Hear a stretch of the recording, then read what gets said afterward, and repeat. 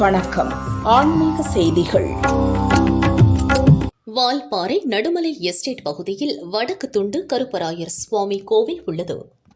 கோவில் வளாகத்தில் செல்வ விநாயகர் எழுந்தருளுகிறார். புனரமைப்பு பணிகள் நிறைவடைந்து செல்வ விநாயகர் சன்னதியில் கும்பாபிஷேக ஏற்பாடு நடைபெற்றது. இன்று காலை 6 மணிக்கு யாகசாலை பூஜை தொடங்கியது. 9:30 மணிக்கு மேளதாளம் இசைக்க கடம் புறப்பாடானது. 10 மணிக்கு வேத மந்திரம் முழங்க சிவாச்சாரியார்கள் கலசத்திற்கு புனித நீர் ஊற்றி கும்பாபிஷேகம் செய்தனர். பக்தர்கள் மீது புனித நீர் தெளிக்கப்பட்டது. அதைத் தொடர்ந்து செல்வ விநாயகருக்கு 16 வகை வாசனை திரவியங்களால் மகா அபிஷேகம் செய்தனர். சிறப்பு அலங்காரத்தில் ஷோடச தீபாராதனை காட்டப்பட்டது. அன்னதானம் வழங்கப்பட்டது. திரளான பக்தர்கள் செல்வ விநாயகரை தரிசித்து மனமுருகினர். கும்பகோணம் முழையூர் பகுதியில் 1200 ஆண்டுகள் பழமையான பரசுநாத சுவாமி கோயில் உள்ளது. சைவ சமய குரவர் நால்வரில் ஒருவரான திருநாவுக்கரசரால் பாடல் பெற்றது இந்த ஸ்தலம். பழமையான கோயில் சிதிலமடைந்ததால் இந்து சமய அறநிலையத்துறை சார்பில் 75 லட்சம் ரூபாய் மதிப்பில் புனரமைப்பு பணிகள் நடைபெற்றது. நேற்று முன்தினம் யாகசாலை பூஜை துவங்கியது. இன்று காலை 4ஆம் கால யாகசாலை மகா பூர்ணாகுதியுடன் நிறைவு பெற்றது. மேளதாளம் இசைக்க கடம் புறப்பட்டது. வேத மந்திரம் முழங்க சிவாச்சாரியார்கள் கோபுர கலசத்திற்கு புனித நீர் ஊற்றி கும்பாபிஷேகம் செய்தனர். அதைத் தொடர்ந்து ஞானாம்பிகை சமேத பரசுநாத சுவாமி சன்னதியில் மகா அபிஷேக அலங்கார தீபாராதனை நடைபெற்றது. அன்னதானம் வழங்கப்பட்டது. ஆயிரக்கணக்கான பக்தர்கள் சிவசிவ கோஷம் முழங்க சுவாமி தரிசனம் செய்து மனம் உருகினர்.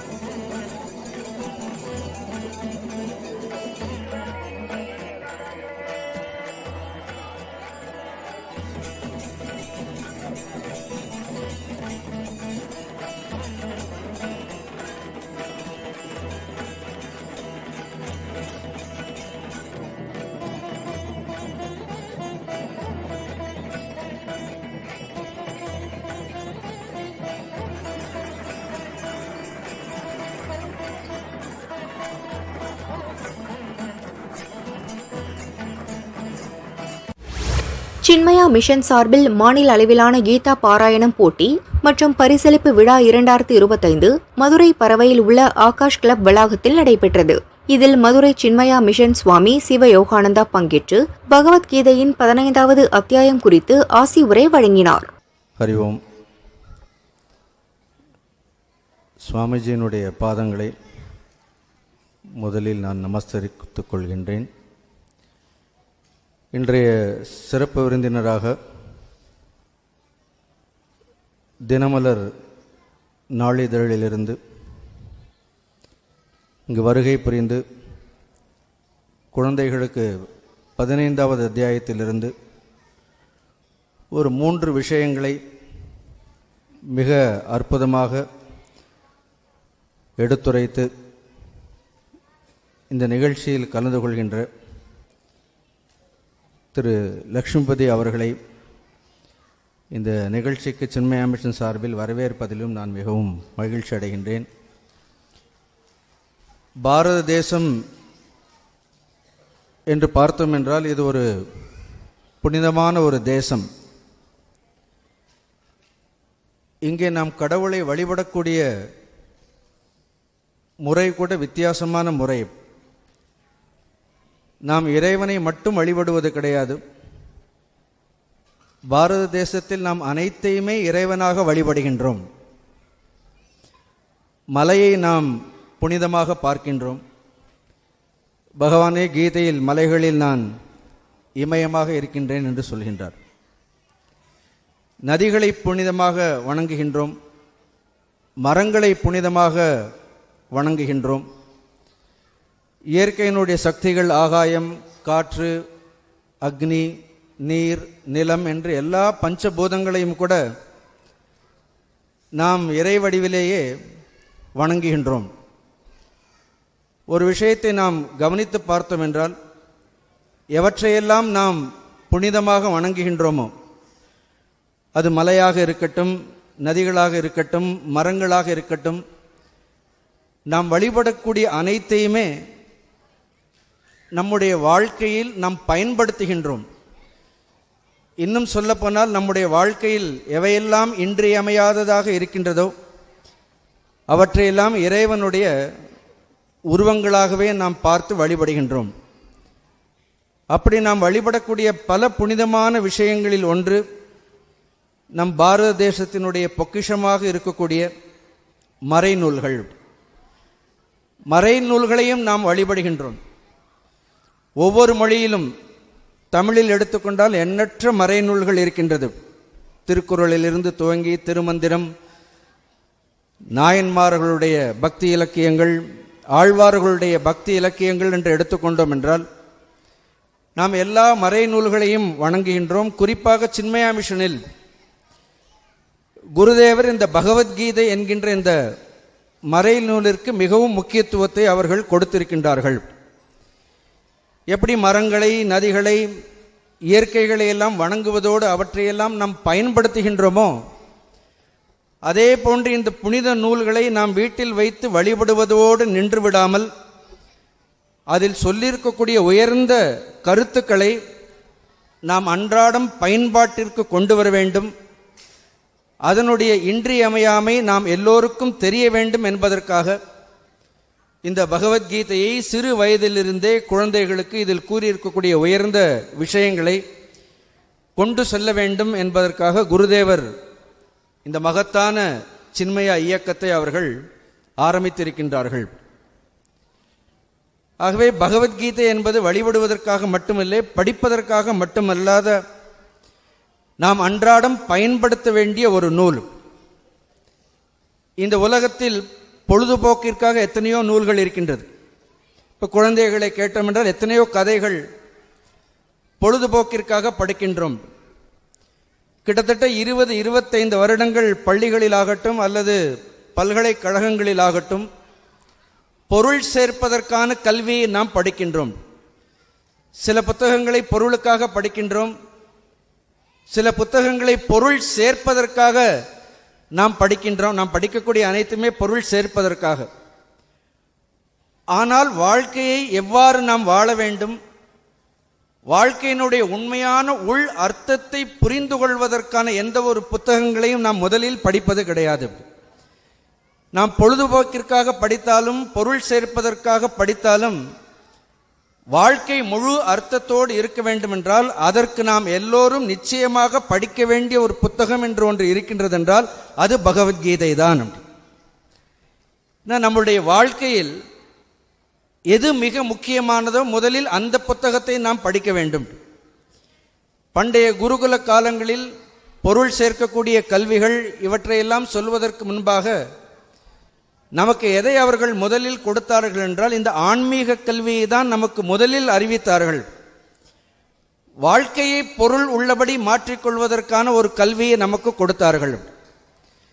இன்றைக்கு நம்முடைய குழந்தைகள் எல்லாம் பள்ளிகளில் படிக்கக்கூடிய குழந்தைகளை பார்த்தோம் என்றால் பெரும்பாலும் அவர்கள் படிக்கக்கூடிய விஷயங்களில் வாழ்க்கையினுடைய அடிப்படை தத்துவங்களை எப்படி வாழ வேண்டும் என்கின்ற உண்மையை சொல்லக்கூடிய அந்த உயர்ந்த கல்வி இல்லை என்பதால் அதை இம்மாதிரியான கீதை போட்டியின் மூலமாக உயர்ந்த பண்புகளை, நம்முடைய கலாச்சாரத்தை எடுத்துரைக்கக்கூடிய ஒரு கல்வியை நேரடியாக நம்மால் கொண்டு செல்ல முடியாவிட்டாலும் கூட இது வாழ்க்கையில் அவர்களுக்கு மிகவும் இன்றியமையாதது என்பதால் இதை நிச்சயமாக நாம் கொண்டு சேர்க்க வேண்டிய அவசியத்தில் இருக்கின்றோம்.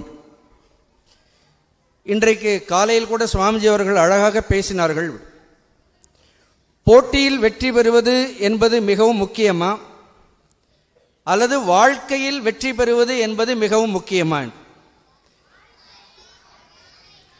குழந்தைகளும் சொல்றார்கள் போட்டியை காட்டிலும் வாழ்க்கையில் வெற்றி பெறுவது என்பது முக்கியம் என்று. அப்ப அவர்களுக்கு புரிந்திருக்கின்றது. அந்த கீதையே அவர்களுக்கு உள்ளே இருந்து ஒரு உண்மையை அவர்களுக்கு உரைத்து கொண்டே இருக்கின்றது.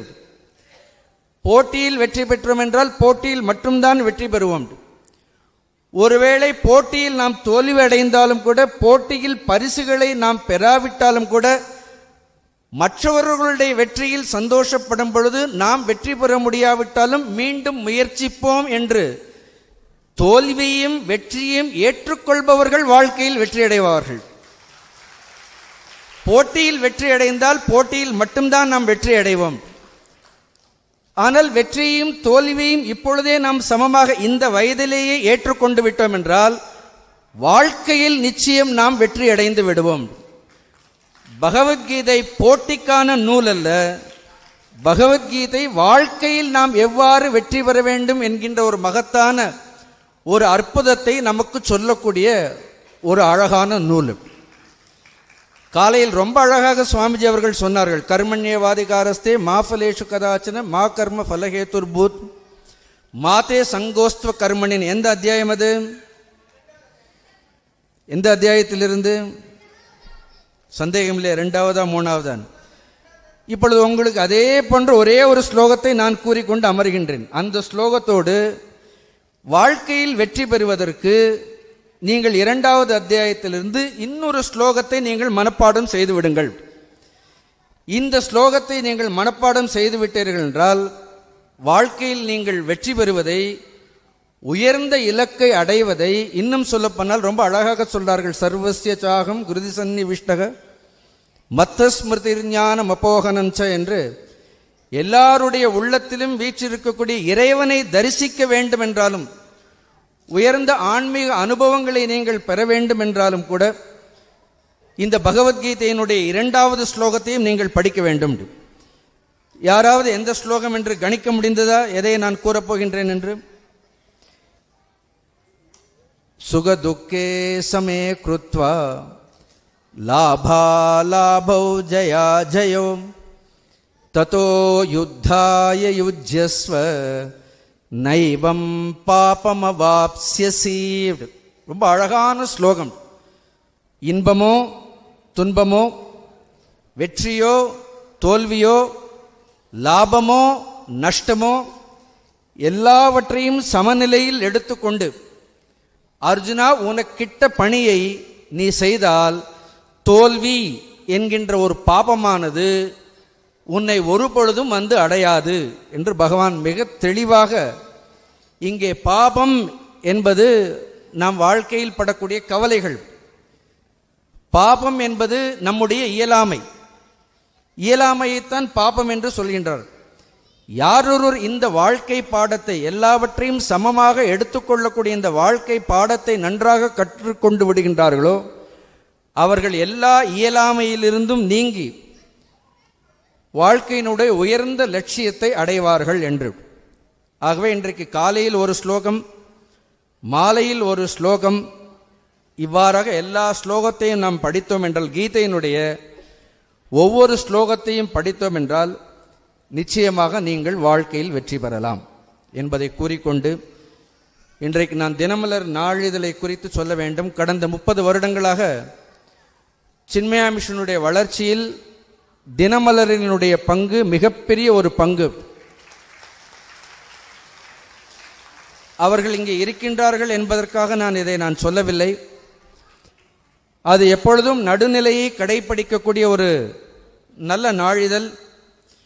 அதோடு மட்டுமில்லாமல், அது வெறும் வியாபார நோக்கத்தோடு மட்டுமில்லாமல் அந்த பத்திரிகையை செலுத்தாமல், இன்றைக்கு இந்துக்களுக்கு ஆதரவாக இந்துக்களினுடைய பிரச்சனைகளை தைரியமாக சொல்லக்கூடிய ஒரு பத்திரிகையாக அது தினமலர் இருக்கின்றது. ஆன்மீகத்திற்கு அதிக முக்கியத்துவம் நீங்கள் பார்த்தீர்கள் என்றால், நிறைய ஆன்மீக விஷயங்கள், நம்முடைய கலாச்சாரம், நம்மளுடைய பாரம்பரியம், நிறைய நாம் மறந்த கோவில்கள் சம்பந்தமான நிறைய விஷயங்களை எல்லாம் நம்முடைய கலாச்சாரத்திற்கும் பண்பாட்டிற்கும் உறுதுணையாக இருக்கக்கூடிய ஒரு நாளிதழ் அது. இன்றைக்கு 15வது அத்தியாயத்தினுடைய ஊர்துவம் மூலம் அதஷாக்கம் அஸ்வத்தம் பிராகுரவ்யம் என்பதற்கு அவரே உதாரணமாக இருக்கின்றார். ஊர்துவ மூலம் என்றால் அவருடைய தாத்தா பெயர் லக்ஷ்மிபதி. அதஷாக்கா என்றால் பிரான்ச், கிளைகள். கிளையாக வந்திருக்கக்கூடிய அவருடைய பெயரும் லக்ஷ்மிபதியாகவே இருக்கின்றது அப்படின்னு. அவர் இன்றைக்கு 15வது அத்தியாயத்திலிருந்து ஒரு பத்திரிகையை நடத்தக்கூடியவர்கள் ஒரு 3 விஷயங்களை அந்த 15வது அத்தியாயத்தை படித்து தெளிவாக அவர்கள் பேசுகின்றார்கள் என்றால், they are deeply rooted in their own roots. அவர்கள் தங்களுடைய வேர்களை அவர்கள் மறக்கவில்லை. அதனால்தான் சமுதாயத்திற்கு அந்த பத்திரிகையின் மூலமாக அந்த குடும்பமானது தொடர்ந்து பணியாற்றி கொண்டிருக்கின்றது.